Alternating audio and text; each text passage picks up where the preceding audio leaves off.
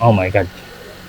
Ganda. Nandito tayo sa GAC Bonifacio here in Lanao. Today is the day na magbibigay tayo ng mga kanilang presyo and bakit ito yung napili kong showroom pagdating sa GAC kasi para sa akin napaka-competitive ng kanilang prices. So right in front of you my dear friends is the 23 MPAW. Para sa akin isa to sa pinaka-updated na sedan na makikita mo here in the Philippines. It's a Chinese brand but ang kanyang technology pang future level. Kung titignan nyo po yung kanyang front cockpit pa lang, panalong-panalo na. Makikita mo sa steering wheel, ang cruise control, infotainment, at saka pagkalaki-laking TFT display. It has drive modes as well. Maganda yung pagkakayari sa kanyang carbon fiber. May badging siya dito. Tapos meron tayong sunroof, leather seats, 2.0 liter turbo tayo pagdating sa kanyang engine. Kayang humataw ng 177 horses and 290 Nm of torque. Paint job hindi rin papatinag. At saka yung mga ganitong looks, sumasabay ito sa Mazda. Tignan nyo naman yung disenyo. Ang presyo ni MPAW GB here in Davao Bonifacio Motors Inc.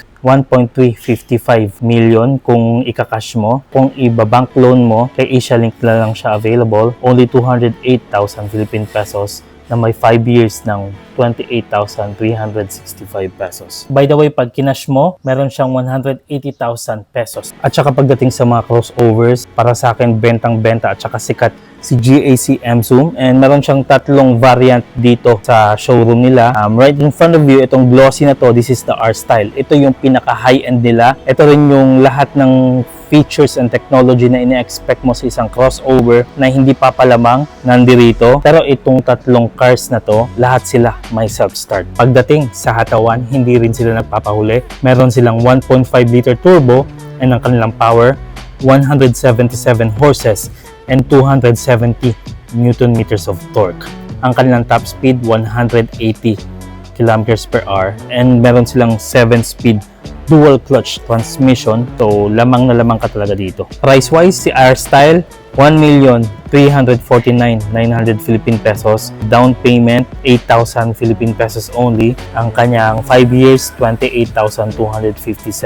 Meron silang optional 6 years na 25,798. At kung ika-cash mo, meron siyang 160,000 pesos na diskwento. Para sa akin sa kanilang tatlo, yung kulay ni Touring yung pinakagusto ko, which is makukuha mo to by the way sa kulay din ni R-Style, satin kumbaga, and it's color blue and same power as with the R-Style, only lesser technology. And ang presyo niya dito kay Davao Bonifacio Motors Inc. 1,249,900 Philippine pesos. Zero down payment po tayo and ang kanyang 5 years 26,164.57 and ang kanyang 6 years 23,886.98. At saka ito yung proof na nagse-self-start ang kanilang base model.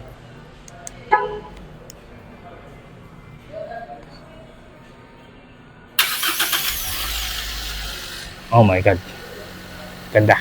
Kung medyo maselan ka at saka gusto mo ng may sunroof, dun ka kay R-Style, pero itong standard na to, not bad. Kung titignan nyo yung kanyang interior, naka-TFT tayo with analog style pagdating sa kanyang gauge. And kung titignan nyo rin, hindi naman pinagdamot yung kanya cruise control. Naka 7-speed dual clutch pa rin. And kung titignan nyo yung mga accents, everything, design-wise, panalo. Technology lang talaga sila nagkakaiba. Sa likuran, may parking sensors. Wala nga lang rear camera, but it's fine. It's a base model. At saka isa sa na-notice ko, magkaiba din sila ng exhaust pagdating sa kanilang tatlo. And po, ito yung nako-close mo ata yung valve eh. I'm not 100% sure with this one. Panoorin nyo na lang yung vlog ko, nakalimutan ko na kasi. Tapos may rear camera din siya.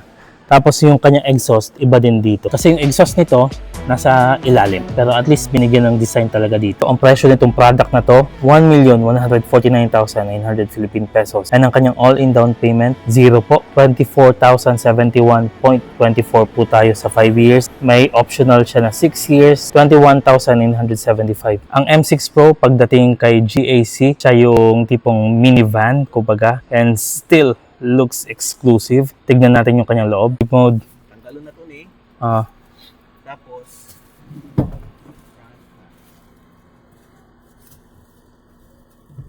wala sa higdaanan.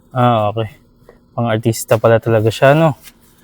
Away sila siyang bana. Ang bana, dali na tulog. Oh, pwede ah. Tapos, it has captain seats, my dear friends. So, it's a 6-seater. Kung titignan nyo po, meron din dito sa likuran. Good for 3, I think so. So, technically, 7-seater. Pero yung first 2 rows niya, captain seats po tayo. And pwedeng dyan matulog yung husband kapag nag-aaway sila ni Missy. Ito yung kanyang base model. Meron tayong M6 Pro GL na pwedeng ma-self-start. Kung titignan nyo naman, malaki din siya na vehicle kahit papano. And ang presyo nitong M6 Pro GS, 1,338,000 Philippine pesos. 18,000 ang kanyang all-in down payment. And ang kanyang 5 years, 28,008 pesos and 80 cents. And meron siyang 6 years na 25,570.67. Kapareho din ang engine ng ating crossover na si M-Zoom. 1.5 liter, 177 horses, 270 Newton meters. And ang presyo ni M6 Pro GL, 1,658,000 Philippine pesos. Ang kanyang all-in down payment, 88,000 Philippine pesos. 5 years, 34,707.47 cents. By the way, pagdating sa design, malaki talaga siya. Pwede mo siyang maikumpara sa size niya kay CR-V or otherwise, pwede mo rin ikumpara sa mga malalaking SUV just like the Fortuner. At saka in terms of the looks of the interior, panalo din. Titig pa lang sa steering wheel, maganda na. Safety feature at saka yung kanyang tech, makukuha mo talaga. Lalo na dito tignan nyo to. Ayan. Advanced SUV talaga yung datingan, cup holders, button on the parking. Pagdating sa kanyang shifting, ganito din. Meron tayong additional charger below and meron tayong wireless charging here. Malaki din yung kanyang itsura dito sa parte na to. Ang presyo ni M-Co GL, 1.5 million or more. Mabibili mo siya sa Asialink. 310,000 ang kanyang all-in down payment. 32,614.13 ang kanyang 5 years monthly. Last but not the least, this is it. This is the M-Co Hybrid. Alam mo, may full vlog tayo nito pero small difference lang to kay Chery REV na blinag natin. The body itself, meron siyang color blue sa kanyang GAC badging. It means it's hybrid. Ang ganda ng itsura, ang ganda ng datingan. Para siyang M-series ng BMW. Lighting as well, panalo. Black tinted roof. Ayan, may sunroof siya. Kung titignan nyo po. This apparently is a 5-seater unlike the REV. Pero, mas malaki yung kanyang space pagdating sa likuran.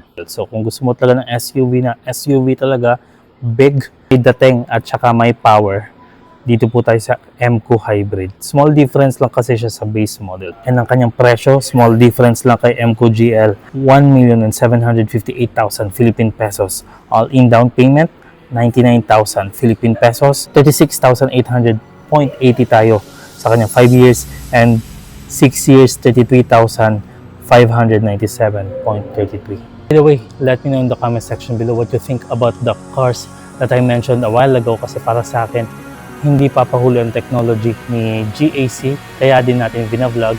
Pero para sa akin, it's either the GAC M-Zoom or the M-Co. Kasi maganda talaga yung kanilang dati. Alam nyo naman, may difference na collector tayo ng diecast. And akala nyo, Hot Wheels lang ang meron. Pati ang GAC Bonifacio here in Lanang, Davao City, meron din. And ayan o. Ay, yung ganda eh. So, ang collector yun eh. And loose kumbaga. Loose sila. Ayun pa, meron silang M-PO. Ayan yung mga SUV nila at saka yung mga minivans po nila available. Pagdating sa mga merchandise, ayan, kompleto sila. Meron din silang watch and mga hat sa taas.